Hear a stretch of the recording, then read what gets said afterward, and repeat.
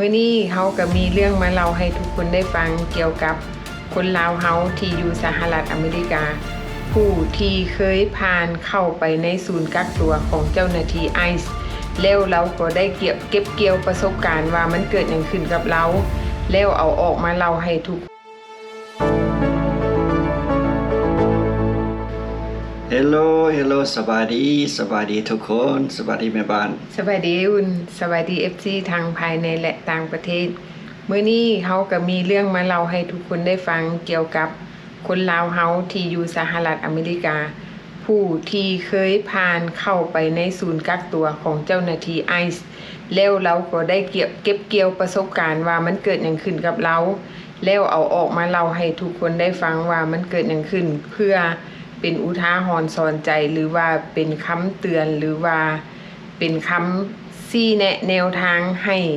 หลายๆคนที่กำลังจะไปเสนอตัวหรือว่าคนกำลังที่จะเตรียมตัวเข้าไปเช็คอินหรือว่าไปรีพอร์ตต่อเจ้าหน้าที่ไอซ์ว่าสิ่งที่เฮาควรเตรียมตัวสิ่งที่เฮาควรหลีกเลี่ยงนั่นมีอย่างใดเนาะแม่น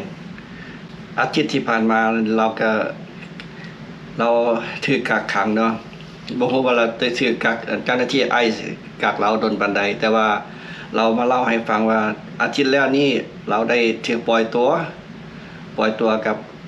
กับมีหมู่คนลาวคนหนึงที่ได้ออกมาพร้อมกัน แล้วก็อาทิตย์ต่อไปแล้วก็หมู่คนลาวคนนั้นเราก็เลยได้กลับไปเช็คอินกับเจ้าหน้าที่ไอซ์เพราะว่ากลับไปสุดนี้ก็ยกก็เลยไปปลดแองโกมอนิเตอร์ของเราก็เลยแล้วก็ยกก็มาให้แทนแบบโมงแบบ Apple ที่เป็นมอนิเตอร์เราก็เจ้าบอกให้ออปชั่นให้เราว่าเราสิกลับมาเสนอตัวอยู่มอง detention center บอกหรือว่าใช้เจ้าหน้าที่ไอซ์ไปจับอยู่บ้านไปเช็คตัวเราอยู่บ้านโอ้เพราะว่าหลังจากเราเข้าไปสุดนี้เดือนละเทื่อเราก็ต้องได้กลับมารีพอร์ตนำเจ้าหน้าที่ไอซ์หมายความว่าเนาะพี่น้องมีคนลาวคนนึงเราถูกเจ้าหน้าที่ไอซ์กักตัวอยู่ที่ศูนย์กักตัวนำเจ้าหน้าที่เนาะ detention center นั่นเองแล้วหลังจากนั้นก็ได้มีคนลาวคนนึงถูกเจ้าหน้าที่ไอซ์จับตัวคือกันแล้วเอามาอยู่บอนเดียวกันเอามาที่พักบอนเดียวกันแล้วหลังจากนั้น2คนนั้นก็ได้ถูกปล่อยตัวแล้ว1ใน2คนนั้นเนาะมีผู้ชายคนหนึ่งในขณะที่เราถูกจับนั่นเราถูกเจ้าหน้าที่ใส่ปอกขาโดยที่เป็นการบ้านเฮาห้องกำไร EM แบบคือว่าจับมอนิเตอร์เฮาว่าเฮาไปใส่อยู่ไสอยู่นี่ก็เจ้าห้องหยัง Ankle Monitor เนาะแล้วหลังจากนั้นเจ้าหน้าที่ไอซ์ก็ได้ปล่อยตัว2คนนี้ออกมาโดยที่เขาเจ้าก็ดีใจเนาะว่าโอ้หลังจากที่จับมาแล้วเป็นหยังคือปล่อยตัวก็ดีใจอยู่แต่ว่าก็บ่ได้ 100% แต่ว่าต้องอยู่ภายใต้เงื่อนไขที่ทุกเดือนจะต้องได้ไปรายงานตัวแล้วผู้ที่เรามีกำไรใส่ขาหรือว่ามีปอกขาเนาะเจ้าหน้าที่ไอก็ได้ตัดออกก่อนที่จะปล่อยตัวเราออกแล้วหลังจากนั้นเจ้าหน้าที่ไอก็ใส่โมงแทนคล้ายๆคือ Apple Watch เพื่อว่าติดตามเราว่าเราอยู่ใส่เฮ็ดหยังแล้วแต่ละเดือนเราจะต้องได้ไปรายงานตัวหลังจากที่เราออกมาแล้วเราก็กลับไปรายงานตัวหลังจากนั้นเจ้าหน้าที่ไอซ์ก็ปล่อยออกมาอีกเฮ็ดให้2คนนี้เขาเจ้าเกิดความสับสนว่าเป็นหยังเวลาเขาเข้าไปรายงานตัวแล้วเจ้าหน้าที่ไอซ์คือปล่อยเขาออกมาแต่ว่าการปล่อยออกมาแต่ละครั้งเป็นการปล่อยออกมาแบบชั่วคราวเนาะยังบ่ฮู้เทื่อว่าหลังจากนั้นมันจะเกิดหยังขึ้นกับเฮาในมื้อต่อไปหรือว่าในเดือนต่อไปที่เฮาไปรายงานตัวแต่ละครั้งอันนี้มันเป็นการให้อิสรภาพแบบบ่ 100% เนาะแล้วหนึ่งในนั้นเราก็รายงานให้ต่อเจ้าหน้าที่ไอซ์คือกันเนาะทุกๆเดือนแล้วเราก็มาเล่าประสบการณ์ให้ฟังว่าในขณะที่เราอยู่ในศูนย์กักตัวนั้นเราก็ได้สอบถามต่อเจ้าหน้าที่ไอซ์เพื่อว่าเราอยากรู้ว่าเหตุการณ์หรือว่าสิ่งที่มันเกิดขึ้นอยู่ภายนอกกับสิ่งที่เห็นอยู่ในข่าวว่ามันเกิดอย่างขึ้นเนาะเราก็บอกว่าสิ่งที่มันเกิดขึ้นที่เฮาเห็นอยู่ตามข่าวนั้นมันก็เป็นเรื่องจริงหลายๆคนที่ถือเจ้าหน้าที่ไอซ์จับไปแล้วไปอยู่ศูนย์กักตัวนั่นเนาะเขาเจ้าจะปฏิบัติเฮาคือแบบนักโทษ แบบที่เราเห็นอยู่ตามทีวีตามข่าวแบบเขาเจ้าใส่อันน่ะคล้ายๆแบบแทหัวยกตัวอย่างเนาะแบบแทหัวเอามือขัดหัวขัดหยัง แม่น อันนะแบบว่าเราก็ว่าสมมุติว่าที่พี่น้องเฮาเนาะพี่ป้าน้าอาพ่อแม่ลูกหลานเฮาคันสิไปเจอแบบนั้นมันจะมีผลกระทบกับส่วนตัวเฮาแบบความคิดของเฮา แม่นเนาะมันเฮ็ดให้เฮาเกิดความวิตกกังวลเฮ็ดให้เฮา depress หรือว่าให้เฮา stress หรือคือเกิดความเครียด เกิดความสับสนเฮ็ดให้เฮาเป็นโรคประสาทคิดหลายเนาะเพราะว่ามันมีความกังวลหลายๆอย่างมันมาโฮมอยู่กับคนคนเดียวเนาะและอีกอย่างหนึงก็เป็นห่วงทั้งครอบครัวแหละอีกอย่างหนึงก็ถูกจับแล้วบ่ฮู้ว่าจะอยู่ดนปานใดต้องได้มีค่าใช้จ่ายอย่างแดต้องมีแบบสภาพครอบครัวนี่ต้องได้มาซัพพอร์ตหรือว่ามาสนับสนุนเฮานี่มันต้องใช้อย่างแดเนาะมันบ่ได้ทุกข์แต่เฮาแล้วก็เฮ็ดให้ของครอบครัวก็ทุกข์ใจพร้อม แม่นคือครอบครัวคือส่วนหลายของคนลาวเฮาเนาะส่วนหลายก็มีผัวเมียเฮ็ดเวียกช่วยกันเนาะ แม่น คันสมมุติว่าขาดอินคัมใดอินคัมหนึงมันก็ขาดบกพร่อง แม่น อาจจะว่าจ่ายค่าเบี้ยค่าหยังค่าเรนต์ค่ารถค่าหยังมีหลายสิ่งหลายอย่างมีผลกระทบ แม่นเพราะว่าหยังเพราะว่าบางครั้งคนที่ถูกจับตัวไปนั่นอาจจะเป็นเสาหลักของครอบครัวก็เป็นได้เนาะเพราะว่าอันนี้เฮาก็บ่ฮู้ส่วนหลายที่เฮาเห็นหลายๆคนผ่านมานี่แม่นเสาหลักของครอบครัวเวลาเสาหลักของครอบครัวบ่อยู่มันก็สร้างความลำบากให้ลูกๆให้ลูกให้เมียให้คนที่อยู่ข้างหลัง เพราะฉะนั้นเราจึงแนะนำว่าถ้าหากว่าไผมีโอกาสที่ยังบ่ทันได้ไปเช็คอินหรือว่ากำลังจะเตรียมตัวไปเช็คอินให้ทอนเงินไว้หลายๆเนาะ อันนี้ความแนะนำของเรา แม่ เนาะ นคำแนะนำของเรา แล้วอีกอย่างหนึ่งเรายังแนะนำว่าเราได้ทำเจ้าหน้าที่ไอซ์ว่าเกี่ยวกับการเซลล์ดีพอร์ตหรือว่าการสมัครใจกลับบ้านมันเป็นแนวใดเนาะเราบอกว่าการสมัครใจกลับบ้าน ถ้าหากว่าไผบ่ได้มีคดีสำหรับคนที่บ่มีคดี หมายความว่าคนที่ overstay แม่นสามารถเขียนคำห้องหรือว่าเข้าไปในโครงการของเพิ่นก็คือ CBP แม่น แอปของเนาะคือว่าอันน่ะเพิ่นทำมีแอปของเพิ่นดอก CBP อันน่ะ Cell Report มีของเพิ่นนั่นแหละ เมนอันนั้นต้องได้เฮ็ดออนไลน์เนาะ แม่น หรือว่าเขาสามารถเฮ็ดนำสมาร์ทโฟน หรือว่าเฮ็ดอยู่นำ iPhone ที่สามารถเข้าไป อันนี้แม่นสำหรับคนที่บ่มีคดี หรือว่าคนโอเวอร์สเตย์นั่นเองเนาะมันแตกต่างจากคนลาวเฮาเนาะเฮาสิเว้าถึงว่าการเซลดีพอร์ตนั้นมันเป็นแบบใดเนาะเซลดีพอร์ตก็คือมันอาจจะเป็น ถ้าเปรียบเทียบใส่กับคนลาวเฮามันก็จะเป็น2ประเภทเป็น2อย่างหนึ่ง CBP โครงการของทางรัฐบาลเพิ่นออกมาให้เซลล์ดีพอร์ตแล้วก็จะได้เงิน 1,000 เหรียญหรือว่า 1,000 ดอลลาร์อันนี้แม่นใช้บ่ได้สำหรับคนลาวเฮาอันนี้แม่นใช้สำหรับคนต่างประเทศหรือว่า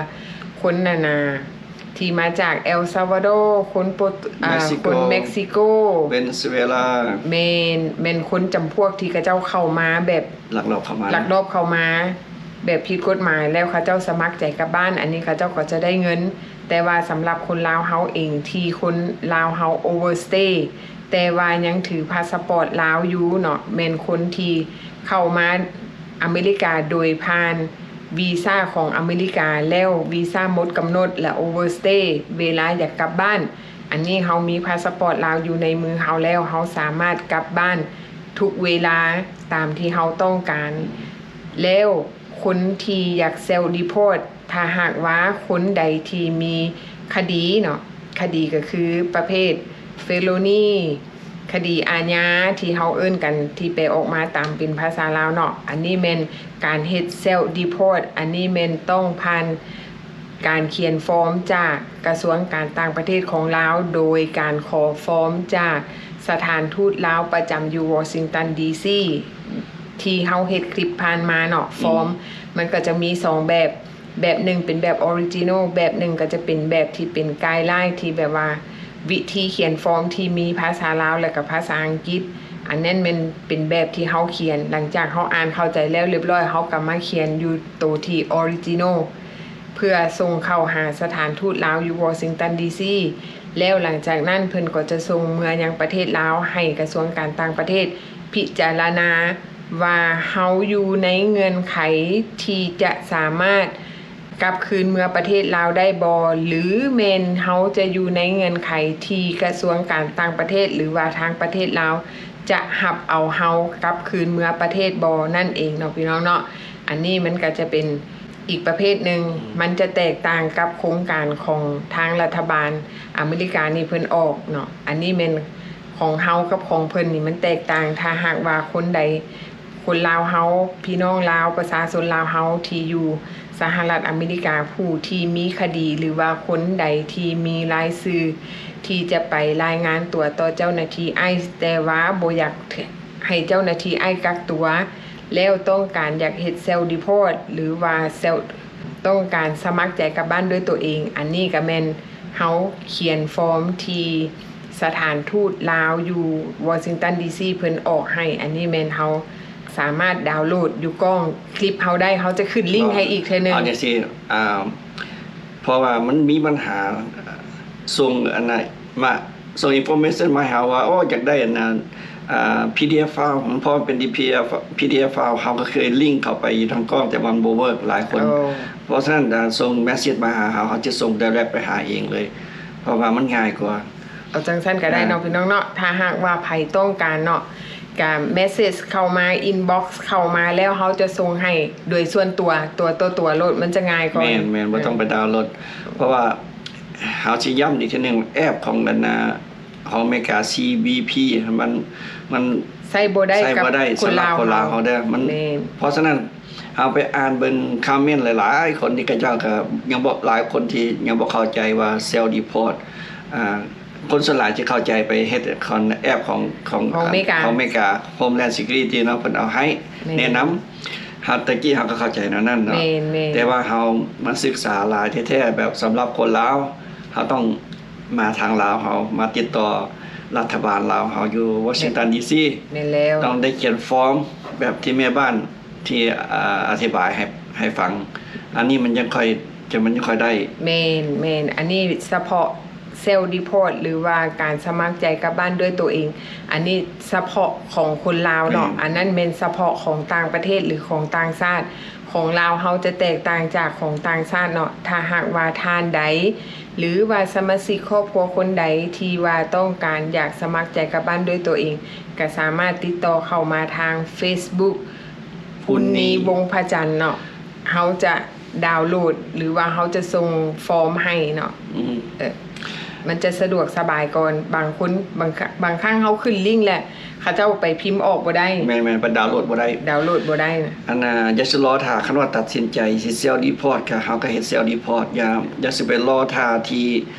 เอเจนต์เขาเจ้ามาจับตัวคันจับตัวไปแล้วอันนั้นมันเฮาสิแล่นฟอร์มเซลล์รีพอร์ตบ่ได้แม่นก็นั่นมันเป็นเคสของอันน่ะ ICE Agent ละระหว่าง ICE กับรัฐบาลลาวเนาะพี่น้องถ้าหากว่าเนาะคือผู้ที่เราผ่านการกักตัวจากเจ้าหน้าที่ไอแล้วเราก็ยังแนะนำอีกว่าไอ้คุณจือได้บ่เขียนแนะนำว่าบ่ให้เอาของแพงๆติดตัวไปนำที่นอกแบบว่าจิวเวลรี่ของมีค่าเนคเลสแบบเป็นมงเป็นของมีค่าของเฮาแหละเพราะว่ามันย่านมันเสียมันบ่รับของแล้วอีกอย่างนึงก่อนสิไปรับก่อนสิไปเช็คอินเนาะไปรีพอร์ตกับเจ้าหน้าที่นะขอให้กินข้าวอิ่มๆแล้วก็นุ่งเครื่องอุ่นๆแบบแขนแบบแจ็คเก็ตทรงขายาวเพราะว่าทางในมองดิเทนเซ็นเตอร์มันสิหนาวพี่น้องแล้วก็อีกอย่างนึงบ่ฮู้ว่าหาสิได้รับได้นอนตอนใดสำหรับเราบอกเล่าที่ให้ฟังเนาะตอนเราไปเช็คอินตอน 9:00 นตอนวันจันทร์พูน7:00 นมื้อต่อไปจะค่อยได้ซอกมองนอนได้เกือบว่า24ชั่วโมงแม่นแล้วก็ยังมีอีกหลายๆคนที่เราฮู้ว่าอีก 2-3 คนที่กระเจ้ามาแต่มองอื่นอีกได้บ่มองดีเทนเซ็นเตอร์มองอื่นแบบว่า 2-3 มื้อที่กระเจ้าไปรับได้นอนคือกันแม่นเราก็มาพ้อกันอยู่ดี1บ่ได้รับได้นอน2มาบ่ได้กินข้าวแบบเต็มอิ่ม3มาบอนที่พักผ้าอาศัยแออัดสิเข้าห้องน้ำแต่ละเทื่อนี่ก็ท่าโดนเพราะว่าคนมันหลายเนาะแม่นถือว่าแม่นคล้ายๆแบบ คือนักโทษเขาเจ้าเฮ็ดเฮาคือนักโทษ แท้ แม่นเอาไป บ่ ขัง ค่ายนักโทษแท้ เอาไปขังไว้ร่วมกันเนาะโซกให้บางคนโซกให้เขาเจ้าก็ใส่โซ่ใส่แขนใส่ ๆ ขา แม่น เนาะ เพราะว่าเขาเจ้าชีวิตเฮาแบบนักโทษแบบแม่บ้านว่าล่ะแต่ว่าเฮาก็เตรียม นี่ ก่อนอื่นเฮาก็เตรียมแบบว่าจะเจอแบบนี้อย่างน้อยเฮาก็ฮู้เนาะว่าเฮาจะเจอแบบใด แล้ว แต่กี้เขาก็บ่ฮู้ว่าพอบ่มีไผมาเล่า ออก ให้ มา เรา เล่า ฟัง แม่น แต่ว่าเดี๋ยวนี้เขาก็จะขอบใจเพิ่นที่มาเล่าให้ทุกคนฟังเนาะ แม่น เขาก็เลย แล้ว เป็นกระบอกเสียงเผยแพร่ให้พี่น้องฟังก็เผยแพร่บอกหมู่บอกเส้นวิดีโอให้หมู่เบิ่งว่าเบิ่งวิดีโอตัวนี้เด้อแชร์ไปเด้อ แชร์ออกไป เพราะว่าหมู่ครูจะได้รับรู้และจะได้ตัดสินใจเอาเนาะ แม่นแล้วอีกอย่างหนึ่งเราก็บอกว่าการที่เขาจะไปสู้คดีนั่นมันบ่คุ้มค่าที่เขาจะไปเสียเงินจ้างลอเยอร์ที่แพงๆเพื่อจะไปสู้คดีเนาะ แม่น แล้วว่ามันมีความเป็นไปได้น้อย เพราะว่าสิว่าอย่างมันยากเนาะมันเวลาที่เขาเข้าไปอยู่ในหันแล้วนะมันยากอยู่บนใดยากที่บนว่าที่เขาจะไปสู้กับกฎหมายว่าซั่นซะมันต้องได้เสียเงินหลาย และอีกอย่างหนึ่งถ้าหากว่าสภาพครอบครัวเฮาฐานะครอบครัวเฮาถ้าบ่มีเพียงพอกับการที่จะไปจ้างลอเยอร์ที่ใช้จำนวนเงินหลวงหลาย ถึงขนาดซ้ำลักแสนเนาะ เรา ถือ ว่า ว่ามันบ่คุ้มค่า ลักแสนบ่การันตีได้นี่ แม่ เราว่าบ่การันตีเพราะว่าบ่ว่า บ่รับประกัน บ่รับประกันว่าจะสิได้หรือบ่ แม่นแล้ว อ่า สมมุติว่าเนาะเฮาใช้เงินหลักแสนเพื่อไปประกันเฮาออกมา แล้วเฮาก็ยังมีความเสี่ยงเพื่อเฮาจะไปสู้เอาบัตรเขียวอีก แม่น เฮาออกมาอยู่มันเป็นอิสรภาพที่บ่แน่นอน ถ้าหากว่าเฮาจ่ายเงินแสนไปออกมาแล้วเฮาก็ดีใจว่าโอ้เฮาได้รับอิสรภาพคือสิบ่ได้ถูกดีโพร์ตหรือว่าบ่ได้ถูกในประเทศ แต่ว่าไปสู้เอาบัตรเขียวบ่ได้อีก คันสมมุติเอาลอเยอร์มาบอกว่าโอเคลักแสนนี่ค่อยการันตีว่าเจ้าได้บัตรเขียวคืนนี้ ให้ได้ซะก่อนให้ได้ก่อนจังจ่าย สมมุติว่าคันเพิ่นว่ามีความมั่นใจว่าค่อยชนะเคสเจ้าได้ อ่าฮะ จ่ายมาแบบว่าจะสเปนเงินระหว่างหลักแสนดอลลาร์อันนี้เฮา เสี่ยง หาเสียง แม่น อันนี้สำหรับ เฮาเสี่ย เฮาง คิดเด้อ เขาเสี่ยงแต่ว่าเขาต้องได้ก่อนได้บัตรเขียวอยู่ในมือก่อนได้ แม่น เขาจึงจ่าย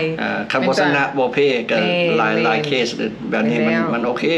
แม่น แต่ว่าสิมาจ่ายเงินล่วงหน้าเนี่ยจ่ายแล้วจ่ายเลย แม่นแล้ว หายแล้วหายเลยเฮาก็บ่กล้าเสี่ยงสำหรับเฮาเด้อ แม่น เออ เพราะว่าเงินแสนนั่นถ้าหากว่าเขาได้บัตรเขียว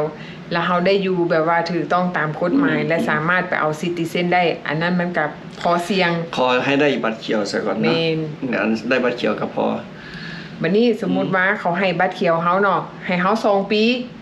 บัดเขาสิไปต่ออีก10 ปีอีก อันนี้ก็บ่แน่นอนอีก มันเป็นสิ่งที่บ่แน่นอน ขอให้ได้เทื่อละคันซะก่อนซะเอาสิขึ้นยาวก่อนก็บ่ได้ มันมีความเสี่ยงเนาะอันนี้เขาก็เป็นคลิปดีๆ ที่เฮามาฝาก ให้ทุกคนได้ฮู้แล้วอีกอย่างหนึงเราก็ยังบอกว่า มันบ่ง่ายเวลาเฮาถูกจับแล้วเขาเจ้าจะดีพอร์ตเฮาไปประเทศลาวเลยบ่อันนี้ก็เสี่ยงอีก แล้วก็บ่แน่นอนอีก เพราะว่าเวลาหลายๆคนที่ถูกจับไปแล้วเนาะมันก็ต้องได้ใช้เวลาเพราะว่าทางเจ้าหน้าที่ไอซ์เขาเจ้าจะต้องมาสัมภาษณ์เฮามาเอาเขาเจ้าจะมีฟอร์มให้เขียนประวัติของเฮาเขาเจ้าห้อง personal questionnaire ที่มาเอาประวัติเฮาว่าเฮาเคยเฮ็ดหยังมาก่อนเขียนประวัติเฮาแบบละเอียด แล้วหลังจากนั้นเขาเจ้าก็จะยืนให้สถานทูตเป็นผู้พิจารณา แม่น ว่าทางสถานทูตลาวนั่นหรือแล้วส่งไปให้กระทรวงการต่างประเทศ ว่าทางประเทศลาวนั้นเพิ่นจะตอบรับเอาเฮาหรือบ่เอาได้บ่แม่นว่าถูกเจ้าหน้าที่ไอ้จับไปแล้วจะถูกส่งเมือประเทศลาวเลย อันนั้นมันก็ยัง50-50 ก็เพราะฉะนั้นบางคนก็อยู่ในวงการมอง detention center 3 เดือน 4 เดือน 5 เดือน 6 เดือน 6 เดือนก็มี แม่น เพราะฉะนั้น แม่น เพราะว่ารอทานหนังสือแม่นแล้ว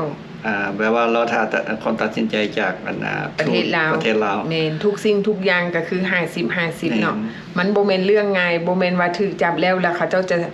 ว่าเฮานี่ว่าโอ้ถูกจับแล้วจะได้ไปประเทศลาวอันนั้นมันยังมีความเสี่ยงมันบ่แน่นอน ก็สมมุติเฮาเฮ็ด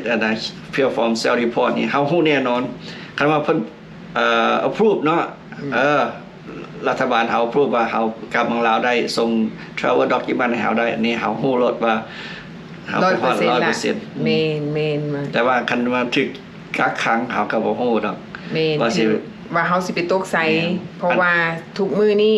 ทุกสิ่งทุกอย่างมันบ่แน่นอนแม้แต่บ่แม่นว่าเจ้าหน้าที่ไอซ์จับเฮาไปแล้วเฮาจะถูกส่งไปประเทศลาวเลย อันนี้มันบ่แน่นอนเนาะพี่น้องเนาะอันนี้